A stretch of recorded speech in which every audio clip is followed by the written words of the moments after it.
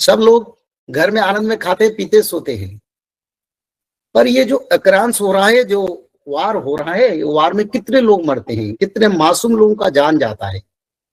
कोई धर्म कोई मजहब हो, इसमें कोई लेना देना नहीं, पर मनुष्य सभ्यता का अशेष खेती होता है।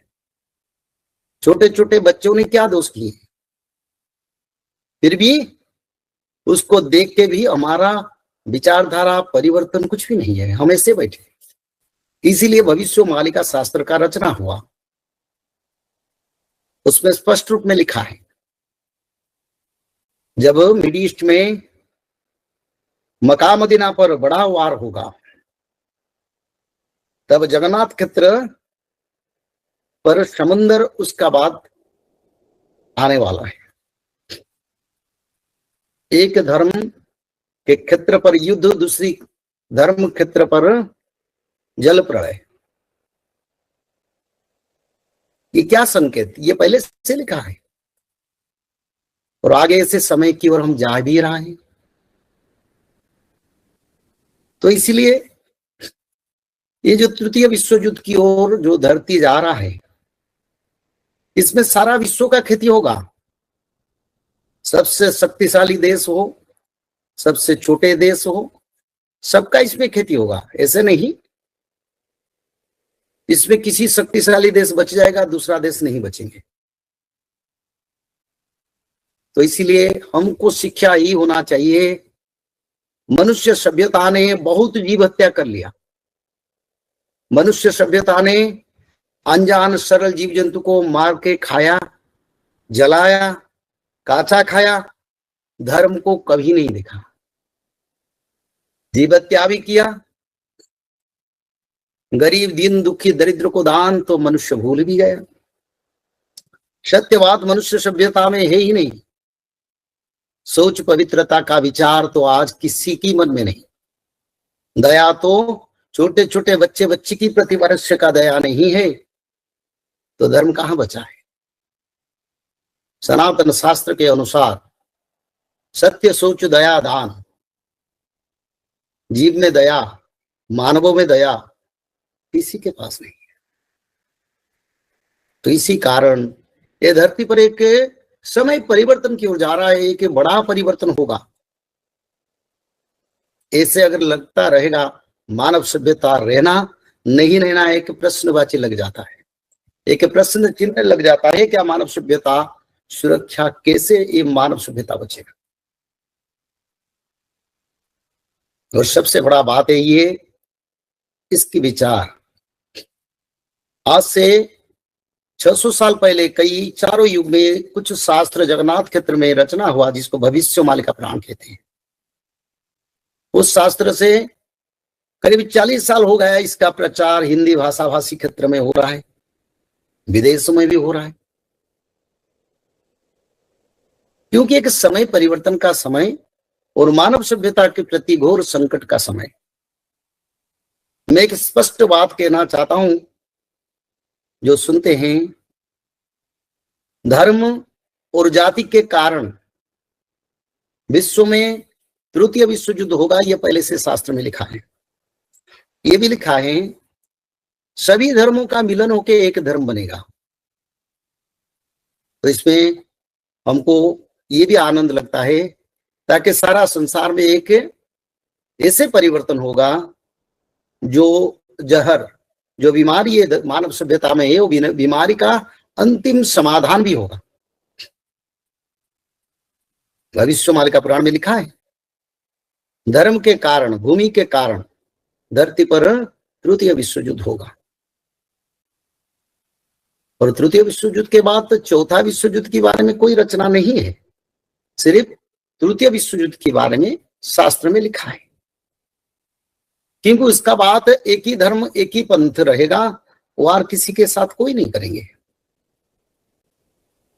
तो हमारी प्रश्न ये मानव सभ्यता का रक्षा चाहिए।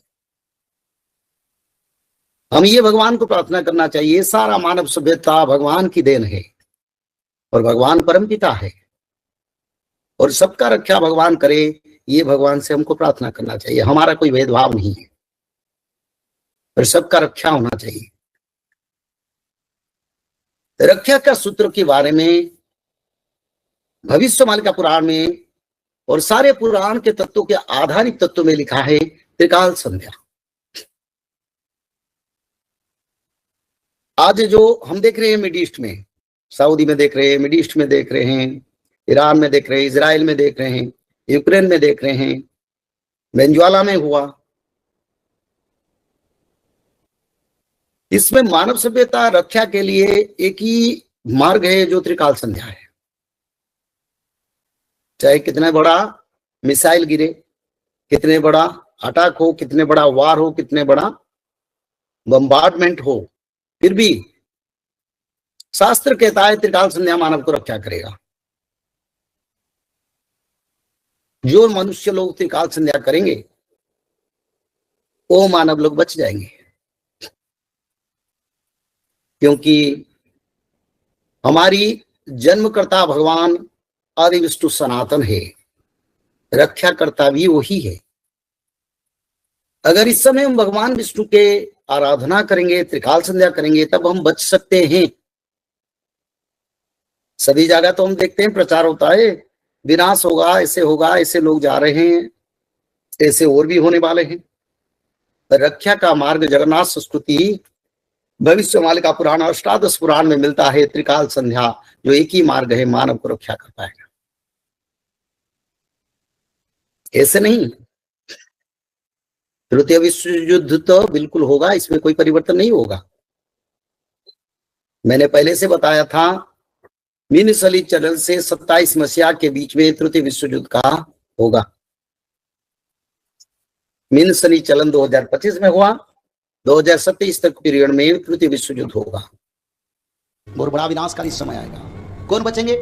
जो लोग त्रिकाल संध्या करेंगे, जो लोग माधव नाम भजन करेंगे, जो लोग भगवत महापुराण, श्रीमद् भागवत महापुराण में भगवत गीता का बात नहीं कर रहा हूं, मैं श्रीमद् भागवत महापुराण का बात कर रहा हूं। शाकाहारी बन के त्रिकाल संध्या करना पड़ेगा।